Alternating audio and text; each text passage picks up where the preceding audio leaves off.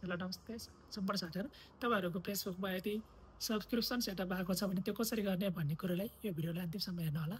सुरुमा आफ्नो फेसबुक प्रोफाइलमा जानु होला, त्यसपछि प्रोफेसनल ड्याशबोर्डमा जानु होला, त्यसपछि त्यहाँनिर हैन यो दाहिने साइड कर्नरमा चाहिँ के हुन्छ भने मोनेटाइजेसन भन्नेमा हुन्छ, त्यहाँ मोनेटाइजेसन भन्नेमा क्लिक गर्नुहोस्। त्यहाँबाट तल देख्नुहुन्छ तपाईकोमा अनि सब्स्क्रिप्सनको अथवा कन्टेन्ट मोनेटाइजेसनको सेटअपहरु आएको छ भने त्यहाँ हुन्छ। मेरो चाहिँ सब्स्क्रिप्सनमा मात्र आएको हुनाले त्यहाँ सब्स्क्रिप्सनको सेटअप गर्न जाँदैछु। पहिला सुरुमा यसलाई म गेट स्टार्ट गर्छु, त्यसपछि त्यहाँनिर मेरो डिटेलहरु हुन्छ, त्यसपछि एक्सेप्ट गर्छु हैन यो चाहिँ। अनि त्यसपछि यता आएर फेरि धेरै कुराहरु छन्। त्यसपछि रेट कति राख्ने भन्ने कुरा हुँदैन।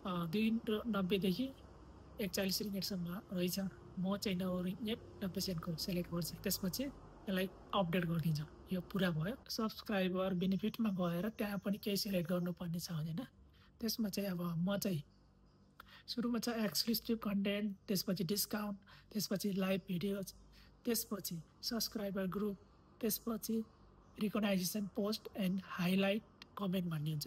म चाहिँ यो सुरुको एक्सक्लुसिभ कन्टेन्ट र अनि लाइभ भिडियो अनि त्यसपछि हाइलाइट कमेन्टमा क्लिक गरेर सेलेक्ट गरेर म अपडेट गर्छु है त। तपाईहरु पनि त्यसै गर्नु होला। यति गरिसकेपछि त्यसपछि तपाई ब्याक जानु होला, ब्याक गरेर हेर्नु होला सब्स्क्राइबर भन्ने देखाउने छ। यति भएपछि तपाईको त्यो कम्प्लिट हुनेछ।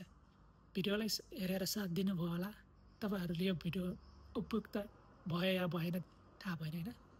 यो भिडियो केही त तपाईहरुले फाइदा पनि भयो होला। यो भिडियोलाई हेरेर साथ दिनुभएकोमा धेरै धेरै धन्यवाद। Bye bye.